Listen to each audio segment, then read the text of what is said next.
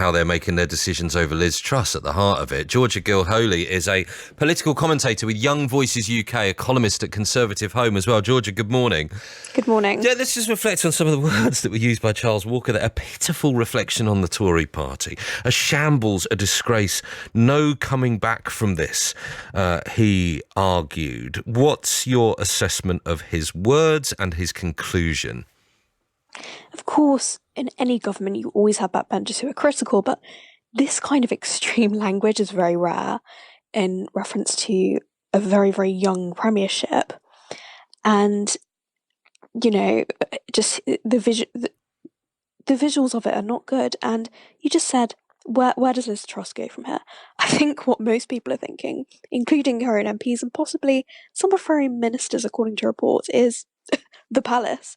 Where can this go? She doesn't have the support of her own MPs.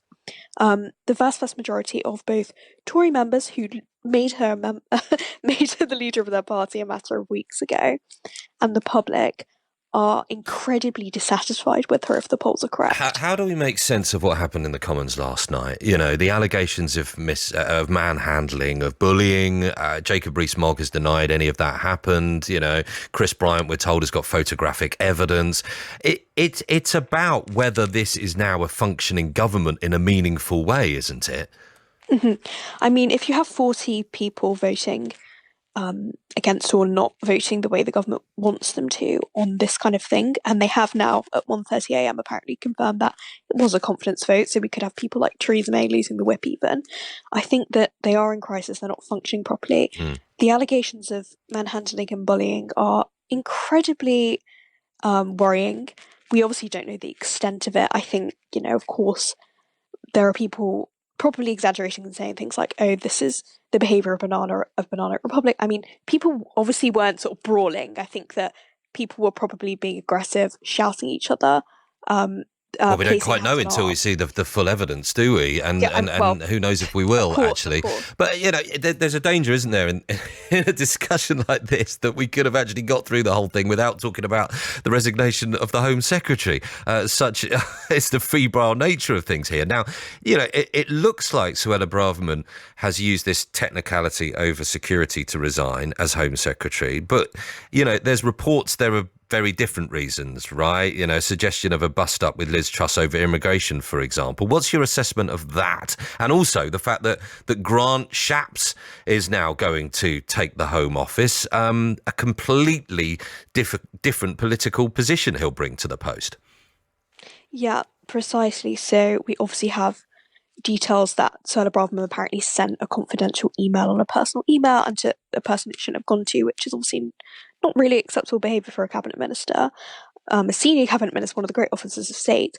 And then, of course, there's huge evidence that, and probably, you know, evidence from her own comments in public, that she vehemently disagrees with Liz Truss's plans to try and increase visas. And apparently this is something that Liz Truss wants to do in the very, very short term as well, because it helps the OBR forecasts. And obviously the 2019 manifesto pledged to lower immigration. So she is sort of right in saying that this is not something that the party and its 2019 voters are in favour of. So it could be a big mistake for the government. However, I think it could, you know, truly be a mixture of two of those things as to why she resigned. That's interesting about the OBO forecast. Back to the cabinet. He was someone saying a matter of days ago that Liz Truss sort of had 10 days to fix things. Yeah. And, well, those 10 days... Well, he's been one of the chief critics, hasn't he? He's apparently got this kind of spreadsheet of, you know, people who are taking pot shots at Liz Truss. The spreadsheet assassin. This is it, exactly. And there he is, brought into one of the most important roles in state. Just a final one, because, you know, it's the same old discussions in a way that go around as to how this could possibly end, if it does end for Liz Truss in any kind of imminent time scale. You get MPs saying, some MPs saying she's hopeless, some MPs saying, you know, she'll lead them to election oblivion, others saying we can't possibly have another leader, we don't have a viable alternative. You know, Rishi Sunak, he divides the party himself, etc., etc. If she goes, it'll have to mean a general election, and around we go, right? Mm-hmm. I mean, technically, if someone like Rishi Sunak was installed as leader, there wouldn't constitutionally need to be a general election. However, I believe that the public would become increasingly further dissatisfied, and that there would be pressure for a general election. So whether they chose to have one or not, they would pay for it at the polls, basically, if they changed leader again and waited until 2024 to have that general election. And I think that whoever's made leader at this point, they're going to have to contend with over a decade of the Conservative record in government, especially someone like Liz Truss, who has really been there from the start since the coalition era.